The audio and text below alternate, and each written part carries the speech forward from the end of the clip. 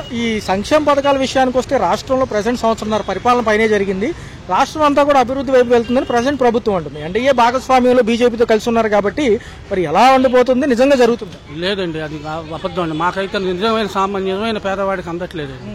ఆయన వచ్చేసేమో ఆశలు చూపించాడు, ఈయన వచ్చేమో అది అన్నాడు. ఇంతవరకు ఇల్లు లేదు, వాకి లేదు. ఉన్నవాడికి 4-5 ఇళ్ళు, లేని వాడికి ఒంటరి మహిళ అంటారు, దానికి 4 మొగుళ్ళు. నిజం చెప్తున్నానండి, అసలు అన్యాయంగా ఉంది పరిపాలన. పేదవాడికి అందట్లా, ఉన్నోడికి 4 కొంపలు, వాటిలో పని చేసుకునే కూలీళ్ళకి గీళ్ళకి లేదు. నిజంగా సర్వే చేసి ఎవరు నిజమైన నిరుపేదలు ఎవరో చేసి అప్పుడు వాలంటీర్లు ఎలా ఇంటికి వచ్చారో ఇప్పుడు కూడా అలా వచ్చి సర్వే చేసి వీళ్ళకి ఏమున్నాయి ఆస్తులు ఇవన్నీ ఇప్పటి వరకు 30 సంవత్సరాల బట్టి ఇల్లు లేక నానా తిరుగుతున్నామండి. మేము ఇద్దరం పేషెంట్లు. ఇలాంటి నాలాంటి కుటుంబంలో ఎన్నో ఉన్నాయి సార్. అది నిజంగా అయితే మాకు మాత్రం అందట్లేదండి. అందే వాళ్ళకి అందుతున్నాయేమో కానీ నేను ప్రభుత్వం గురించి వాటి గురించి కాదు. మాకు వైఎస్ జగన్మోహన్ రెడ్డి గారు ఉన్నప్పుడు మా ఆవిడకి 2 సార్లు డబ్బులు పడ్డాయి. ఇదిగో గ్యాస్ డబ్బులు అన్నాడు, ఒకసారి కూడా పడలేదండి. గ్యాస్ డబ్బులు పడలా. మా అమ్మకు వందనం అన్నాడు, అది ఏమి పడలేదు సార్. అసలు ఏమి మాకైతే మాలాంటి చాలా మంది ఉన్నారు కానీ బయటికి చెప్పుకోరు. ఏదన్నా ఇల్లు పథకం కింద అప్లికబుల్ ఉన్నారా? ఏదైనా గృహ ఆయన జగన్మోహన్ రెడ్డి గారు ఉన్నప్పుడు ఏదో రూపాయితో రిజిస్ట్రేషన్ అన్నాడు, కొండపావులు అటు ఇటు చూపించాడు, ఆశీర్వాదం రేపించాడు, అరిచేతిలో వైకుంఠం చూపించారు. మరి చంద్రబాబు నాయుడు గారు ఏం చూపిస్తారో మాకు తెలియదు. మాకు కావాల్సింది ఏంటంటే ఆయన పరిపాలనలో, చంద్రబాబు నాయుడు గారి పాలన మాలాంటి పేదవాళ్ళకి ఇల్లు వస్తే ఆయన ఫోటో పెట్టుకొని దండం పెట్టుకుని జీవితాంతం ఉంటామండి. బాబాయ్, ఒక విషయం జరుగుతుంది గత 2-3 రోజుల నుంచి రాష్ట్రంలో. మళ్ళీ లడ్డూ విషయం తెరపైకి వచ్చింది. అది మనకు సంబంధం లేదు, అది పెద్ద వాళ్ళు చూసుకుంటారు. మనకు కావాల్సింది ఏంటి? సంక్షేమ పథకాలు. పేదవాడికి దర్శనాలకు వెళ్ళినప్పుడు ఇలా జరిగితే కొంచెం అపనమ్మకం ఉంటుంది. అదంతా పెద్ద రాజకీయాలు సార్. వాటి గురించి మనం మాట్లాడే అర్హత కూడా మనకి పాలు కూడా లేకుండా లడ్డూలో నెయ్యి అనేది వస్తుందా?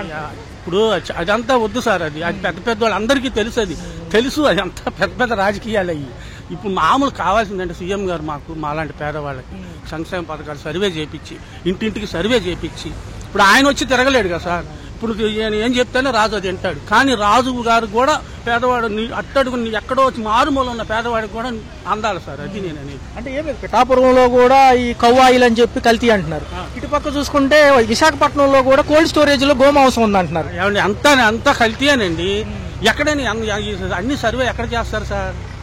అది ఒక్కటి చంద్రబాబు నాయుడు గారి సార్ చెప్పేది ఏంటంటే ఆయన పరిపాలన 2 సంవత్సరాల పరిపాలనలో మాలాంటి పేదవాడికి ఇల్లు ఇస్తే ప్రతి ఇంటికి ఆయన విగ్రహం పెట్టుకుంటాను. ఆయన ఒక మాట అంటున్నారు చంద్రబాబు గారు, అందరి పనితీరులో నేను మానిటర్ చేస్తున్నారు, అంటే గమనిస్తున్నాను. ఎమ్మెల్యేలు ఎంపీలు ఎవరైతే ఉన్నారో తీరుగతులు మార్చుకోకపోతే, సరిగ్గా లేకపోతే.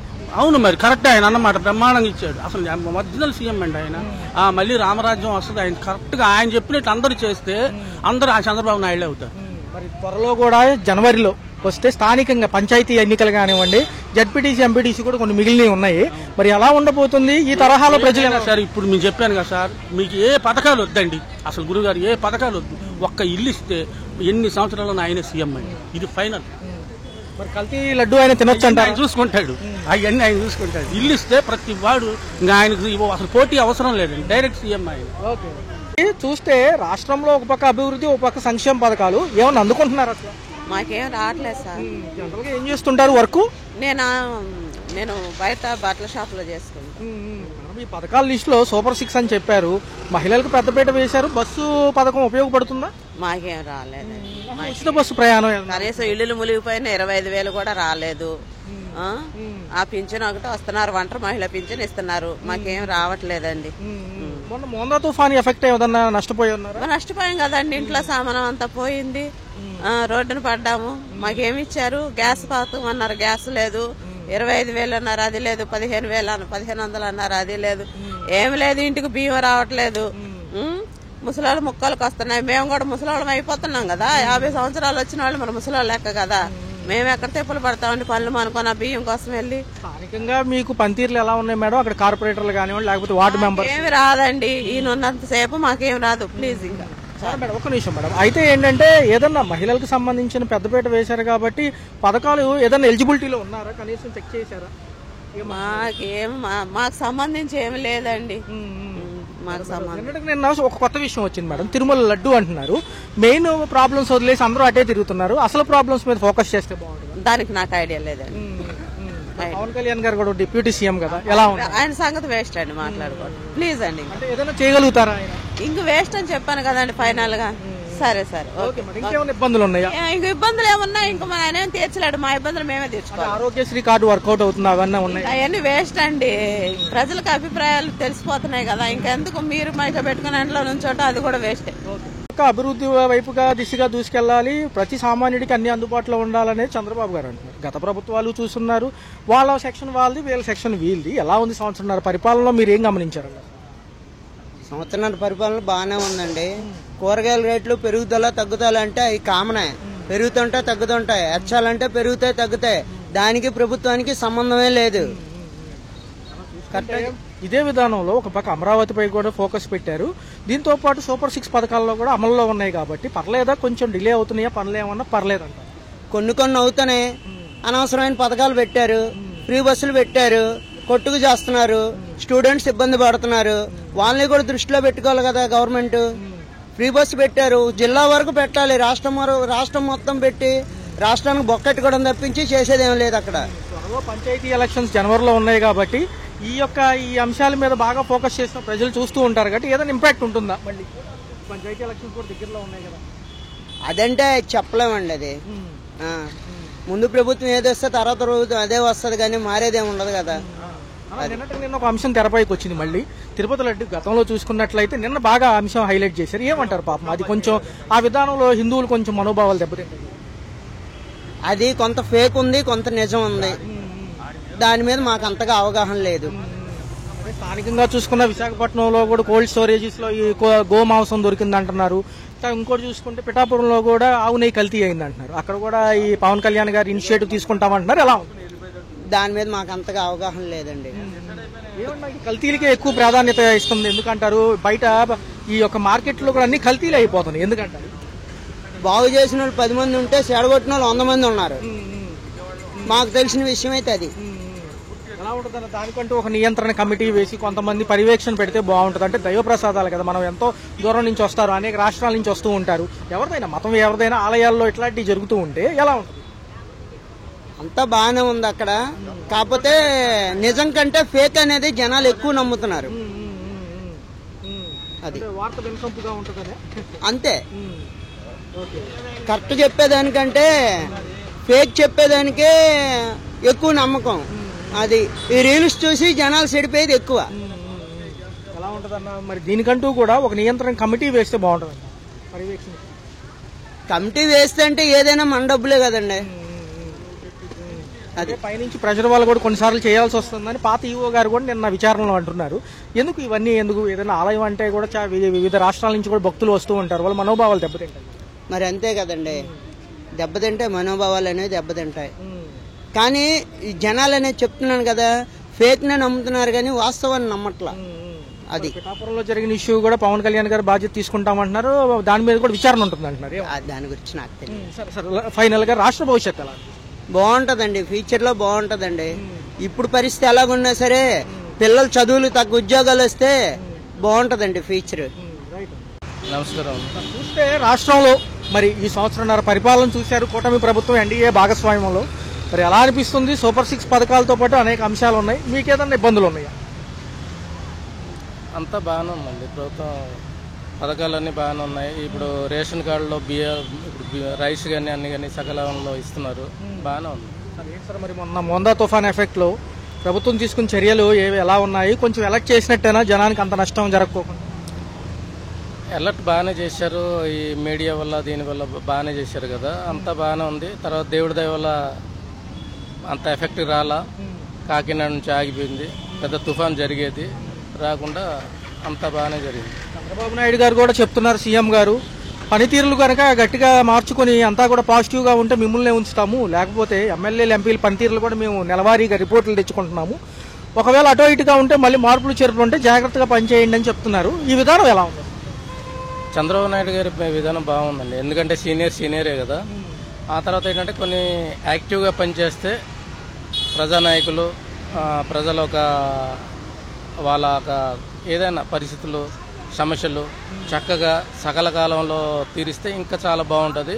వచ్చేసారి కూడా ఈయనే ఉంటే సీనియర్టీగా అంటే అన్ని అనుభవాలు ఉన్నాయి కదా, ఇంకా చాలా బాగుంటుందని నా అభిప్రాయం. అమరావతి తీరుగతుల విధానం ఎలా ఉంది సార్? పర్లేదా? గాడిని పడినట్టేనా? వర్కులు కానివ్వండి జరుగుతున్నాయి కాబట్టి కొంచెం ఆశాజనకంగా ఉండొచ్చు అంటారు ఈసారి మన ఏపీ ప్రజలు? పని అయితే బాగానే జరుగుతుందండి. అన్ని బాగానే ఉంది. ప్రభుత్వం బాగానే చేస్తుంది. గతంలో వినుంటారు, చూసుంటారు. నిన్న మళ్ళీ తెరపైకి వచ్చిన చిన్న అంశము లడ్డూ విషయం. తిరుమల లడ్డు నిన్న కూడా తేలింది, అనేక రసాయన పదార్థాలతో చేసింది అంటున్నారు. ఏమంటారు? కొంచెం దైవాలకు సంబంధించింది కదా, ఎవరిదైనా దైవమే, ఎవరి బిలీఫ్ వాళ్ళకు ఉంటాయి. ఆ విధానంలో కొంచెం ఫోకస్ చేస్తే బాగుండేది, ఎందుకు అంత కల్తీ విధానం అంటున్నారు. అలా ఈవో కూడా ఒప్పుకోవడం జరిగింది. పై అప్పుడున్న హైకమాండ్ని నన్ను గట్టిగా చేయడం వల్ల నేను చేయాల్సి వచ్చింది అంటున్నారు. ఎలా ఉంటుంది? ఎందుకంటే ఆలయాల మీద కొంచెం అపనమ్మకం ఉంటుంది కదా, ఎవరిదైనా ఏదైనా. అది దేవుడి విషయంలో అంటే చాలా నమ్మకంతో కూడిన విషయం అండి. అది శ్రద్ధ తీసుకోవాలి, ప్రభుత్వం శ్రద్ధ తీసుకోవాలి. ఎవరో ఏదో చేశారని కాకుండా దాంట్లో కొద్దిగా పకడ్బందీగా ప్రసాదం, దేవుడి ప్రసాదం అంటే అన్నిటికన్నా ముఖ్యం దేవుడే కదా.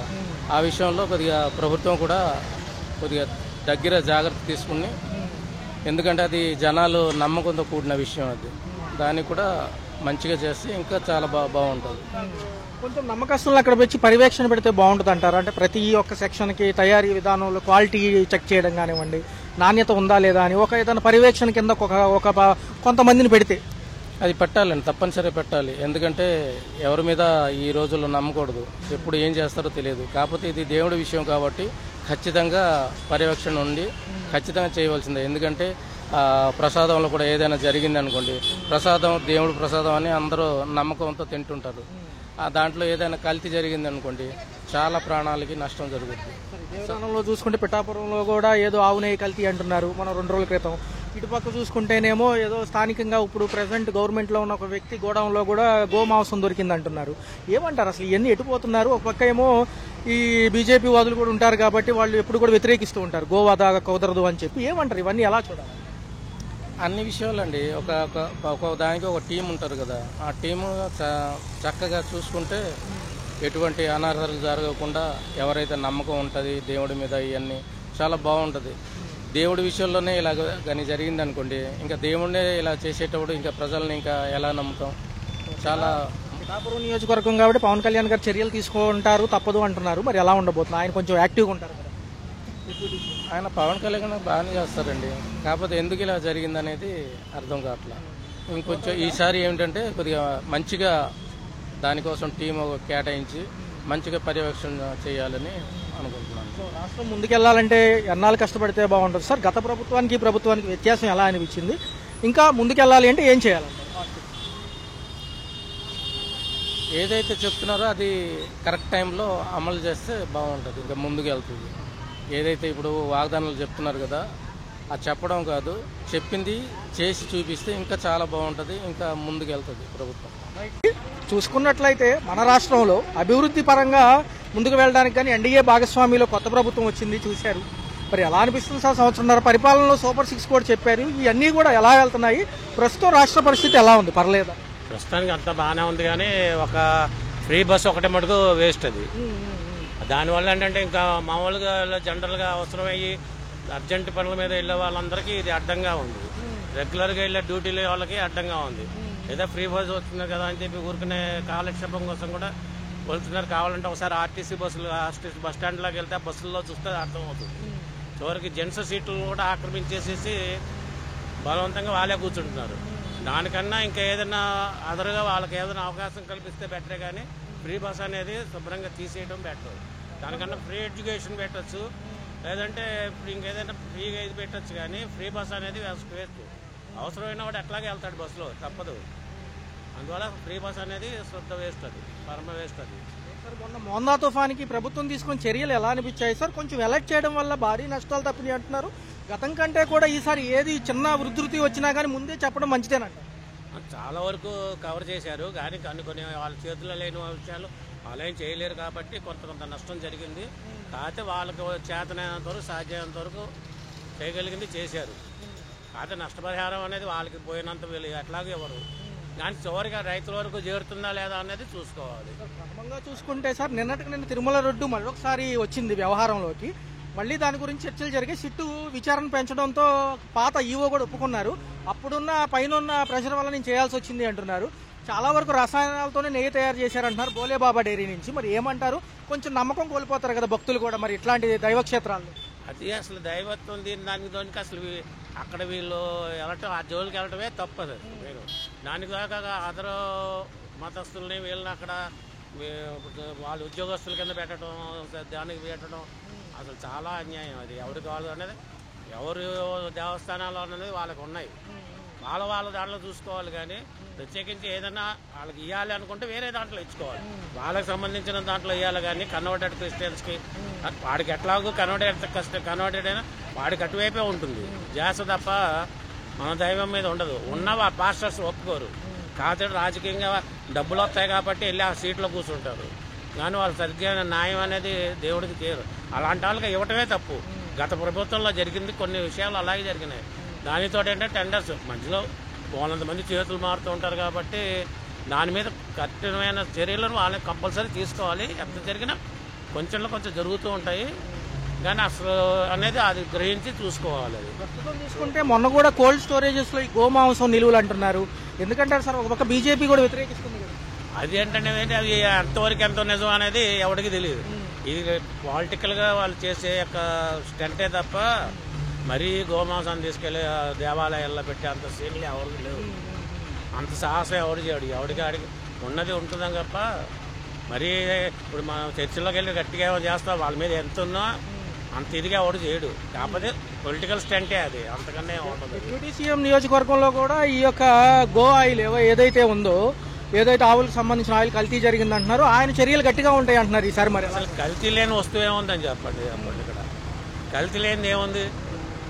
ఒకటి చూపించమనండి కల్తీ లేని. చివరి కూరగాయల వాటిల్లో కూడా కల్తీలు ఉంటున్నాయి. వాటికి ఇంజక్షన్లు చేసి, ఫ్రూట్స్కి ఇంజక్షన్లు చేసి పండటానికి వాటికి అసలు బిజినెస్ పరం అయిపోయిందే తప్ప ఎక్కడా ఇది లేదు. కాకపోతే సాధ్యమైనంత దాన్ని అరికట్టడానికి దాని మీద ఎంక్వైరీ వాటికి వచ్చేసి నిఘా ఎక్కువ ఏర్పాటు చేయాల్సింది తప్ప దాన్ని పూర్తిగా 100% అనేది ఏ ప్రభుత్వం అది ఎవ్వడూ చేయలేదు. అంటే నిర్లక్ష్యానికి తప్పు ఎవరిదంటారు సార్? పాలక మండలిదా లేకపోతే నెగ్లిజెన్స్ అంటారు? అక్కడ పాలక మండలి కాదు అసలు, ముందు ఈ అడ్మినిస్ట్రేషన్. ఇది అడ్మినిస్ట్రేషన్లో ఒకటి లోటు అయితే మొన్న అందరికీ వాడు బలవంతంగానే వాడు చేయాల్సిందే. వాడు చేయకపోతే వాడిని అంత వాడు నిక్కచ్చిగా ఉన్నా పైవాడు ఒప్పుకోడు. కాబట్టి అడ్మినిస్ట్రేషన్దే తప్పు ఉంటుంది. పాలకులు వాళ్ళు ఎంతమందిని చూస్తారు? ఇప్పుడు కింద నుంచి పై వరకు ఉంటారు. వాళ్ళందరినీ చూడాలంటే వాళ్ళ వల్ల కాదు. అది అసాధ్యమైన పని కాదు. సాధ్యమైనంత వరకు నిఘా ఏర్పాట్లు చేసి వాళ్ళకి తెలియకూడదు. ముందే తెలిసిపోతున్నాయి. వాళ్ళు ఆనాడు వస్తున్నాడంటే ముందే ఇన్ఫర్మేషన్ వెళ్ళిపోతుంది. అది అలాంటివి లేకుండా చూస్తుంటే కొంత అవుతాయి. కల్తీ అనేది కంపల్సరీ ఎక్కడైనా జరుగుతుంది, తప్పదు. అది ఎలా ఉండబోతుంది sir? Final question sir. Panchayat elections త్వరలో ఉన్నాయి, జనవరిలో అంటున్నారు. ఏప్రిల్ వరకు పదవీ కాలం ఉన్నా ముందే పెడతామంటున్నారు. కాబట్టి ఎలా ఉంటుంది? ఈ విధి విధానాలు నచ్చి మళ్ళీ ప్రజలు ఎటువైపు ఉంటారు? ఎవడి ప్రభుత్వం ఉంటే వాళ్ళకే అనుకూలంగా ఉంటుంది. అది జనరల్గా జరిగేదే. ఇది మన ప్రభుత్వం అవుతుంది, వాడికి ఏ ఎలక్షన్లు పెట్టినా వాళ్ళకే ఉంటుంది. వీళ్ళ ప్రభుత్వం అవుతుంది, వీళ్ళు ఎవరు ఏదో పెట్టినా వీళ్ళవే వస్తారు. 90% వీళ్ళు వస్తారు, 1% కొంత ఇది వస్తారు. వీళ్ళదే ఉంటుంది ఎక్కువ. హలో, తెలుగు రాజ్యం ఛానల్ చూస్తున్నారా? సామాజిక, రాజకీయ, జీవన చిత్రణే తెలుగు రాజ్యం. అతిశయోక్తులు, అసత్యాలు ఉండవు. రాజకీయ కోణం కాదు, ప్రజా కోణమే కొలబద్ద. తెలుగు రాజ్యం వీక్షణ మీ ఉత్తమ అభిరుచికి నిదర్శనం.